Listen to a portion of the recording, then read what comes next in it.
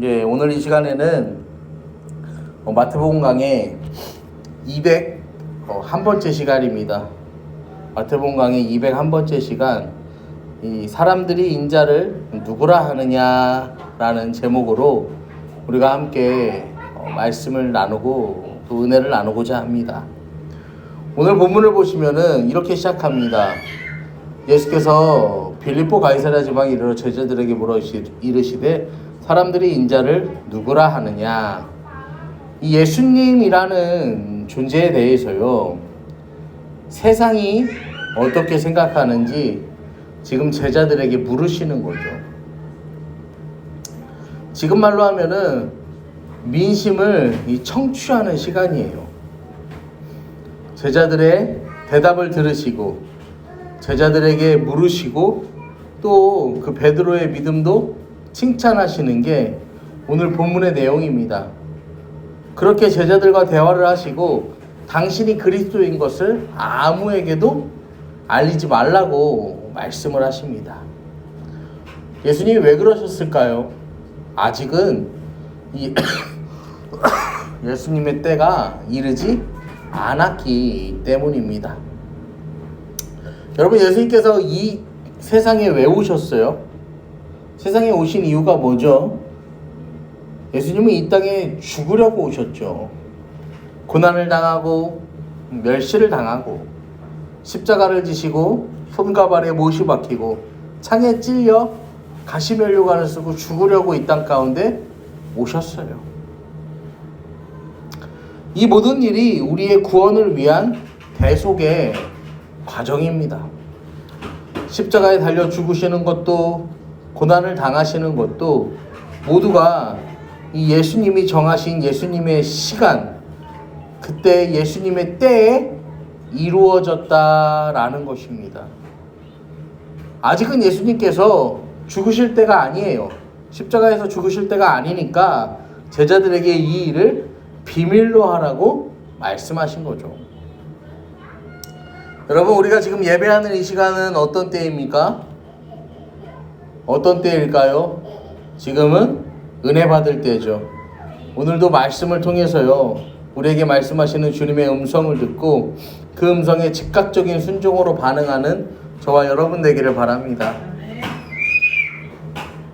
예수님께서 빌립보 지방으로 이동을 하십니다. 빌립보 가이사랴 지방에 이르렀다라고 하는데요, 빌립보는 갈릴리에서 북쪽으로 40km 정도 올라가면 나오는 지역입니다.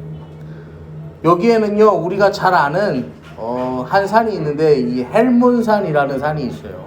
성경에 많이 등장하는 산이죠. 이 헬몬산이요, 여러분, 백두산보다 키가 조금 작아요. 해발 2815m의 산이에요. 헬몬산이. 그 헬몬산이 위치한 지역이고요. 빌립보 가이사랴라고 하잖아요. 이 가이사라는 이름 여러분 익숙하시죠? 가이사는요, 로마의 황제를 칭하는 표현이에요. 네, 카이사르. 그래서 가이사라고 하는데, 여러분, 도시의 이름에 가이사가 들어가면 뭐예요? 이 도시는 뭐한 도시예요? 황제에게 바친 도시라는 뜻이에요. 여러분, 로마는요, 누구를 신으로 섬기냐면 황제를 신으로 섬겨요. 물론 수많은 이방신들이 있지만 황제도 신으로 섬깁니다. 그러면 자연스럽게 뭐 할까요? 황제에게 제사하겠죠. 그러니까 이 가이사랴라는, 빌립보 가이사랴라는 도시의 영적인 분위기는 어때요? 이미 우상으로 충만한 도시였죠. 그리고 여기에는요, 여러분들 뭐 이제 휴대폰으로 검색해보면 다 나오는데 판신전이라고 있습니다. 판신전. 이 고대, 지금은 이제 흔적만 남아있어요. 흔적만 남아있는데 판신전이라고 해서요, 이 굉장히 큰 이 신전이 있었던 도시였어요.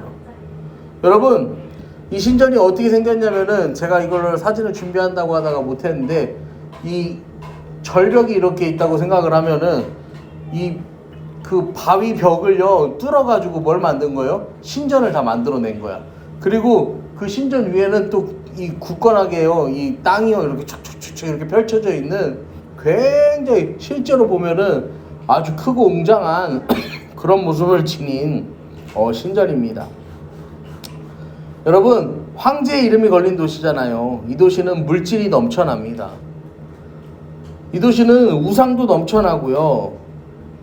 이걸 다른 말로 하면은 뭐예요? 우상도 넘치고요. 여러분, 물질도 많으면 다른 말로는 또 뭐예요? 음행도 넘치는 도시가 바로 빌립보 가이사랴였다는 거죠. 이 발 붙이기도 뭐한 그런 도시로 예수님께서요, 제자들과 함께 굳이 가셨다는 거예요. 여러분, 갈릴리에서 4km 정도 떨어져 있으면 갈 수 있죠. 근데 여러분, 40km는요 굳이 갈 거리예요. 그쵸? 아니, 40km는 굳이 신경을 써서 마음을 먹고 가야 되는 거리요. 어떻게 걷다 보니까 도착할 만한 거리가 아니라는 거예요. 여러분, 그 가이사랴 앞에 또 뭐가 있어요? 빌립보가 있잖아요. 이게 뭐냐면은 원래 가이사랴라는 도시가 있어요. 항구 도시가 있어요. 그러니까 그 가이사랴라고 이름을 또 붙이면은 이게 별로잖아요. 그러니까 이 앞에다 빌립보라고 해서 이거는 그 헤롯 빌립, 로마로부터 직위를 받아갖고 이스라엘을 다스리던 4명의 분봉강 중에 하나인 헤롯 빌립이요, 자기 이름과 황제의 이름을 따서 만든 도시예요. 한마디로 이 도시는 세상 권력과 우상이 집합된 도시예요. 아주 세상 나라에 안 좋은 것들을 모으고 모아서요, 엑기스로 만들어서 가지고 있는 도시가 빌립보 가이사랴 같은 도시죠. 이 권력의 최고봉의 이름이 붙은 이 도시에서요, 예수님은 오늘 자기 이름을 확인하십니다. 사람들이 나를 무엇라 부르느냐? 너희들은 나를 어떻게 부르냐? 사랑하는 성도 여러분, 우리 예수님은요, 우리가 세상 속에서요 살아갈 때요, 예수님을 인정하고 살기를 원하십니다. 여러분, 제가 고등학교 다닐 때 점심을 먹는데, 점심 기억은 잘 안 납니다. 점심도 급식을 먹고 저녁도 급식을 먹어갖고 생각이 안 나는데, 아무튼 맛있는 반찬이 나왔는데 제가 기도하고 있는데 누가 제 반찬을 집어 먹었어요. 그래가지고 그 집어 먹은 놈을요 제가요 가서 두들겨 팼어요. 왜? 용서하지 않았어. 여러분, 그러면서 그 다음부터는요, 제가 기도하고 밥 먹어도 아무도 제 반찬을 건들지 않아. 세상에서 그게 뭐 옳은 방법이다 틀린 방법이다가 아니라, 여러분, 우리가 세상에서요 이 예수님을 인정하고 살기를 원하세요. 인정하고 살기를. 그래서 저는 가끔 이렇게 고등학교 친구들을 만나면은 술집도 가잖아요. 그럼 막 술도 있고 막 이렇게 1차 밥도 먹고 막 2차도 가고 3차도 가고 막 그러잖아. 그러면 저는 거기서 막 음식이 나오면은 기도하고 먹습니다. 그러면 애들이 물어봐요. 친구들이 물어봐. 야, 그러면은 우리한테는 왜 교회 다니라고 말을 안 하냐? 이제 이런 말을 하죠. 그러면은 이제 제가 그렇게 얘기를 하죠. 그런 말도 들을 만한 사람한테 하는 거야. 제가 이제 물론 이제 그런 웃자고 얘기했던 그런 말들이었는데요. 여러분, 하나님은요 그렇게 우리가 세상 속에서 살지만 우리의 신앙의 고백, 우리의 믿음이 굳건하게 세워지기를 원하고 계시다라는 겁니다. 여러분, 예수님이 물어보시니까 대답을 해야죠. 물어보시니까 대답을 해야죠. 제자들이 14절에 이렇게 대답합니다. 누구는 세례 요한이라고 합니다. 누구는 엘리야라고 하고요. 어떤 사람들은 예레미야나 선지자 중에 하나라고 그렇게 이야기합니다. 여러분, 저는요 이 중에 하나만 돼도요 진짜 좋을 것 같아. 여러분 보세요. 하늘에서 불을 내리고 죽은 사람을 살려내고 온 이스라엘 땅에 회개의 바람을 불게 해서 사람들에게 세례를 주고 무너지는 나라를 바라보며 눈물을 흘리던 선지자예요. 대단하잖아요. 이 중에 하나만 인정받아도 대단한데, 백성들은 아무튼 자기들이 성경에서 봐왔던 수많은 믿음의 선지자들은 다 뭐 하는 거야? 이 예수님이 맞는 것 같다. 예수님이 그 선지자인 것 같다. 이렇게 이야기하는 거예요. 예수님은 제자들의 그 말을 들으시고 다시 질문하십니다. 15절에 이르시되 너희는 나를 누구라 하느냐. 세상이 어떻게 말하는지는 중요하지 않다는 거예요. 너희는 어떻게 생각하냐는 겁니다. 나와 함께하고 나와 이 예수님이 하시는 모든 사역을 지켜봤잖아요. 그리고 동행하고 있잖아요. 매일매일 삶으로 함께하잖아요. 너희들의 생각이 내가 듣고 싶다. 예수님이 말씀하시는 거예요. 여러분, 오늘 밤에요, 예수님께서 여러분 찾아오셔서요, 여러분에게 그렇게 물으시면요, 여러분 뭐라고 대답하시겠습니까? 여러분, 예수님은 여러분의 인생에 어떤 존재십니까? 여러분, 고백해야죠. 머리로 아무리 생각하고 마음으로 품어봐야 소용없어요. 여러분, 우리 입술로 뭐 해야 돼요? 고백해야 돼요. 고백해야 그 고백이 실제가 되고요, 그래야 이 고백이요 경험이 되는 거예요.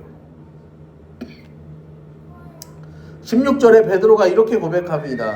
주는 그리스도시요 살아계신 하나님의 아들이시니이다. 그리스도라고 고백합니다. 여러분, 이 그리스도는 단순한 선지자의 이름이 아닙니다. 구약을 살아왔던 이스라엘 백성 모두가 대망하던 그 이름이 뭐냐면요, 그리스도예요. 그리스도는 억압받고 핍박받는 이스라엘을 구원해낼 유일한 뭐예요? 소망이고 희망이에요. 그들이 상상하던 메시아는요, 예수님 같은 모습이면 안 돼요. 빵빠레 울리면서 짜잔 짜잔 하면서요, 어떻게 태어나야 돼요? 태어날 때부터 멋지게 태어나야 돼요. 여기서 끝나면 안 되죠. 멋지게 태어났으면 또 뭐 해야 돼요? 한평생 멋진 모습으로 사역만 해야 돼. 바리새인과 서기관들과 막 함께하면서 그들을 가르치시고 막 그들을 변화시키고 막 이러는 거야. 지금 예수님의 모습은 어떻습니까? 낮은 자들과 함께 하시죠. 그냥 막 길에서 주무셔. 출생을 보니까 여러분, 이스라엘 사람들은, 유대인들은요, 이 출신지를 굉장히 중요하게 여겨요. 예루살렘 출신이 아니면요, 완전 3류, 4류, 5류 인생이요. 하류 인생이야. 예수님은요, 그 하류 인생 중에서도 하류 인생의 도시 나사렛에서 어떻게 해요? 말구유에, 그 짐승의 구유에, 그 동굴 한켠에서요 태어나셨다라는 거죠. 베드로는 전형적인 유대인이에요. 이 유대인의 일반적인 사상을 대표하는 사람이라고 할 수 있어요. 그 일반적인 유대인의 관점이 베드로의 관점인데, 평생을 그 관점으로 살아왔는데, 여러분, 자기 신념이 송두리째 흔들리고 깨지고 변화된 고백을 지금 베드로가 한 거예요. 주는 그리스도라고, 살아계신 하나님의 아들이시라고. 자기 힘과 자기 경험으로 고백을 한 게 아니라 성령님이 깨닫게 해주신 거예요. 성령님이 변화시킨 겁니다. 여러분, 그러한 고백을 드린 인생을 예수님께서 뭐라고 하시냐면요, 시몬아 내가 복이 있다 라고 말씀하세요. 신앙을, 여러분, 우리 신앙을요 머리로 가슴으로 끝내지 않고요, 입술로 고백할 때요, 주님은 우리 신앙 복되다 하십니다. 하나님을 아는 지식이죠. 살아계신 하나님의 아들 예수 그리스도를 인정하는 인생에게 하나님은요 복이 있다 말씀하세요. 여러분, 그런 복된 인생 살아가시기를 축복합니다. 그러면서 베드로에게 한 가지 더 축복을 주시는데, 18절에 내가 내게 이르노니 너는 베드로라. 내가 이 반석 위에 내 교회를 세우리니 음부의 권세가 이기지 못하리라 말씀하십니다. 사실 이 말씀 때문에 개신교와 카톨릭이 나뉘죠. 개신교는요 베드로의 믿음 위에 교회가 세워졌다고 말해요. 카톨릭은 베드로 위에 교회가 세워졌다고 말합니다. 그래서 이 베드로가 일대 교황이 됐다, 이제 그렇게 이야기를 하는 거죠. 그래서 이 카톨릭에서 가장 큰 성당은 뭐예요?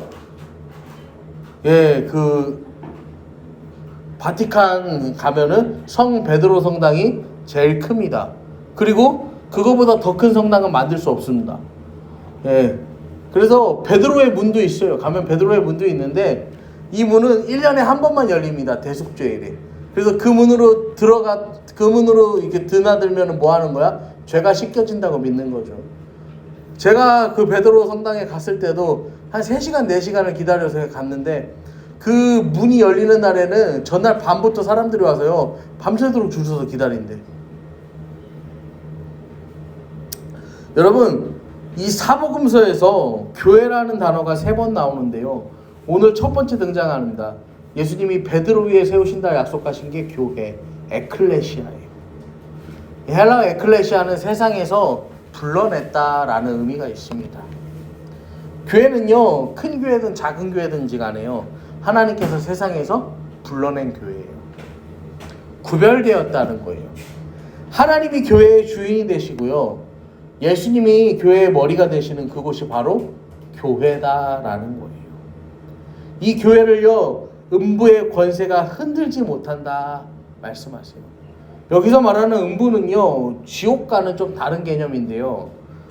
지옥은 하데스라고 하고, 이 음부는 뭐냐면요, 사망의 권세 아래에 우리는 살고 있어요. 죄 때문에. 그래서 죽음에서 벗어날 수 없단 말이죠. 인간이 가장 두려워하는 원초적인 두려움이 죄로 인한 사망이잖아요. 그 모든 것을요, 그 모든 권세가 교회를 흔들지 못한다라고 합니다. 여러분, 교회의 주인이 사람이 아니기 때문에 흔들리지 않는 거예요. 여러분, 베드로가 반석이라고 해서요, 예수님이 베드로의 이름을 반석으로 바꾸고 베드로 위에 교회를 세웠다고 하는데, 여러분, 베드로는요, 그 다음에요, 흔들려요, 안 흔들려요? 흔들려요. 여러분, 예수님이요, 이렇게 베드로 칭찬한 다음에 베드로한테 바로 뭐라고 하는지 아세요? 우리가 다음 주에 볼 건데요, 사탄아 물러가라고 하십니다. 예수님께 야단맞는 게 반석이에요, 여러분. 예수님이 십자가에 달려 죽으시던 그날 밤에요, 3번이나 예수님을 모른다고 부인하는 반석이에요. 여러분, 사람은요, 절대로 영원한 믿음의 반석이 될 수 없습니다. 마태복음 16장 19절 20절에 보면요, 내가 천국 열쇠를 내게 주리니 내가 땅에서 무엇이든지 매면 하늘에서도 매이고 땅에서 무엇이든지 풀면 하늘에서도 풀리리라.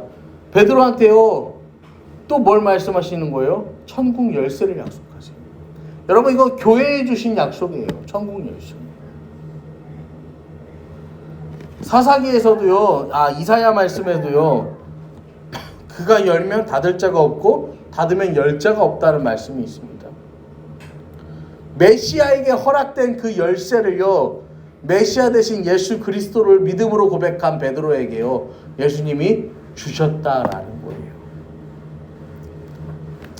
천국 열쇠로 뭐 하는 거예요, 여러분? 천국 열쇠에 어떤 권세가 있어요? 땅에서 매면 하늘에서 매이고 땅에서 풀면 하늘에서도 풀린다는 거예요. 옛것과 새것을 맡기셨다고 말합니다. 여러분, 정말 놀랍죠? 우리가 용서하면요, 땅에서 누구를 용서하면요, 하늘에서도 그 사람이 뭐 하는 거예요?